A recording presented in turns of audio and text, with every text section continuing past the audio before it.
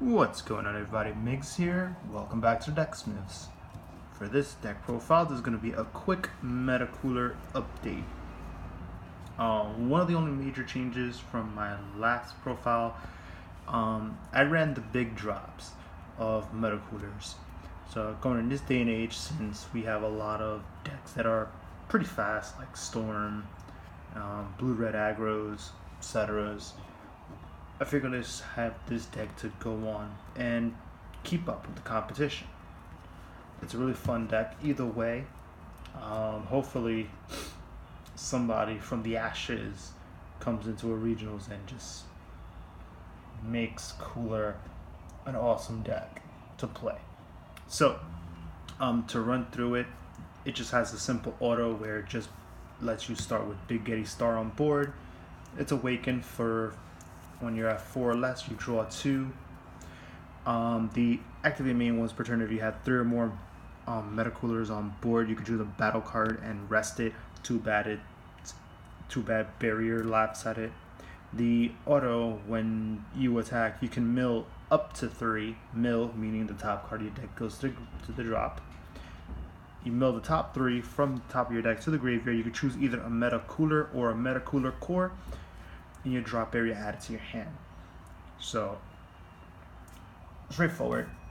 This is pretty much simple. So of course we're gonna start with our Big Getty Star because that's the card that you use to start with your leader. In this case I am gonna go with the extra cards first. It's not that much and it's more battle cards than anything. 4 flying Nimbus, of course the best negate in the game. 2 battering lasers. Battering laser is pretty much there to help you counter stuff. Like say if you're going up against Pan or you're going up against cards that pretty much will stop you. Like say, well, Cold Bloodlust doesn't really hurt this deck, but say other cards like any negates or negates in general. So yeah. So that's all the extras. You don't really use a lot because the deck does mill. So and that's that. And your main purpose is to have Big Getty Star on board. To start with the battle cards. Currently, one of the updates I did was add 4 Ox King, Dad at Heart. This pretty much gives all your other yellow battle cards barrier, but only to an energy cost of 3 or less. So one of the tricks you want to have, which is if you actually get to have it on board, if you have 2 of them on board, they practically give each other barrier, because one is giving the others and the second is giving others except himself. And that is possible. You most likely will always end up on board with 1, but when you end up with 2, you're practically unstoppable. When you end up with 1, you're gonna have to get rid of this card on board before they even do anything. Next up is your free blocker. Free blocker because as long as you have Big Getty Star on board, he comes out for free. And it's always cool to have free blockers. Next up, 4 of the yellow super combo Dodorias from set 1 Galactic Battle. I am aware of the new Beerus super combo. You can most definitely add that in since it does benefit having cards in the drop area for sparking, and it could be done at any time as long as you have 5. The new addition to the deck, outside of the Ox King and the blocker, 3 Clanatera's coolers. I only possess 3 at the moment, but with 3 is just fine.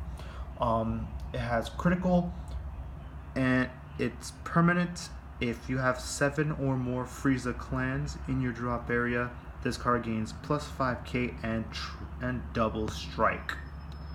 So that is actually pretty nasty. A 4-drop, 15 critical, still decent as is. as long as there's 7 or more Frieza clans, which the meta coolers are Frieza clans. It's pretty much a 20k with double strike. Along on top of that, you even have that critical to make it worse. Last but not least, for Awakening Core meta cooler. This is the one card that you also want to have in your hand, whether you recover it on when your leader awakens or you have one copy in your hand. This is practically what gives all your meta coolers double strike. And when he's on board, if your opponent is at 4 life, you can awaken. So basically, even if you're at 8 life, if your opponent awakens before you do and you still have more life, as long as they're at 4 life or less, you can awaken, which is freaking awesome. And let's just move these guys over to the side because the next card are in multiples. For this stack, it's 24 meta coolers. Reason why there are 24 is because this meta cooler has his permanent where you can play as many copies of meta coolers in your deck. Average 24 to 25 or even 26 is a decent number of meta coolers to run. Currently at the moment I'm trying to increase the number of meta coolers to 25, so most likely I'll probably end up taking out an Awakening Core to add a 25th one. But even at 24, the deck's still amazing. Most of the times you're rarely not even going to be hard dropping this. You're just going to be putting it on board because of Big Getty Star, only due to the fact that Big Getty Star lets you bring out a meta cooler core two or less on board, which is freaking great. But that is it for the entire deck profile. That's the update to meta cooler. Let me know what you guys think. Also, I'm going to be doing a quick announcement. Sometime maybe in December, I will have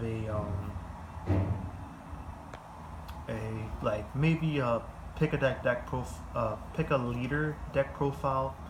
I used to do that back in the Yugi channel.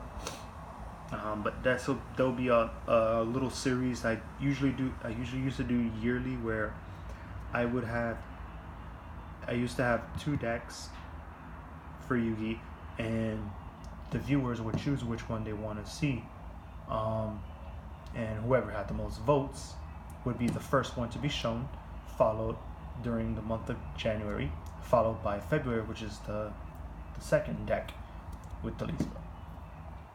I may do that. Don't hold me to it. But yeah, I'm still thinking about it. So that is it for me. This is Migz of the Decksmith. If you guys haven't joined us yet, remember to join us on our Facebook page. Our Facebook page link should be in the description below. And well, yeah, share your thoughts and ideas. This is Migz of the Decksmith signing out. Peace out.